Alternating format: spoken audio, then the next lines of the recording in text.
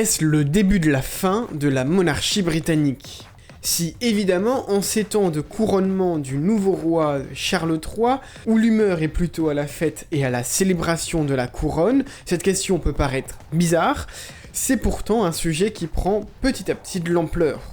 Aujourd'hui, dans le débrief, on parle de la monarchie britannique.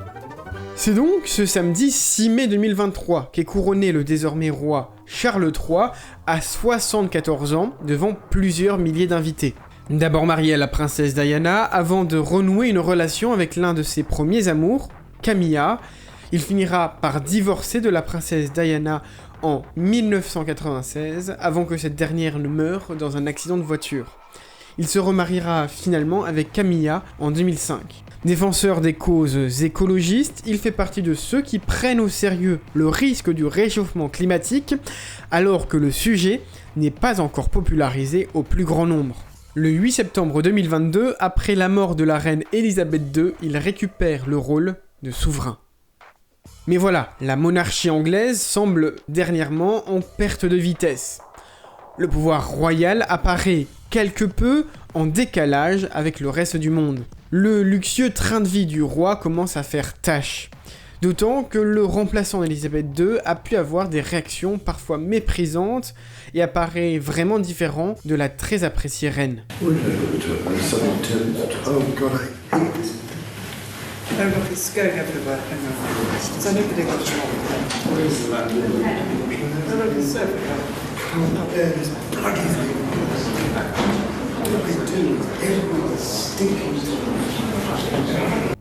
Charles III est parfois hué, il est aussi la cible de jets d'œufs, bref, il est chahuté. La monarchie anglaise est aussi très fortement associée au passé peu reluisant du pays, notamment de nations colonisatrices.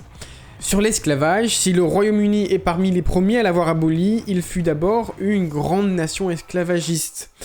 Et la royauté a directement participé au problème en finançant par exemple des esclavagistes notoires. La couronne a même directement bénéficié de l'exploitation des esclaves. La reine Elisabeth Ier du nom avait par exemple fourni un navire royal à John Hawkins, bénéficiant en retour d'un partage des bénéfices.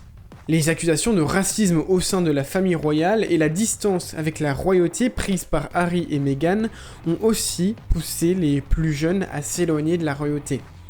Ils étaient 40% à vouloir un chef d'État démocratiquement élu, ce qui n'est pas vraiment un bon signe pour la monarchie anglaise. Sommes-nous en train d'assister au début de la fin de la monarchie britannique qui subsiste pourtant depuis des siècles ?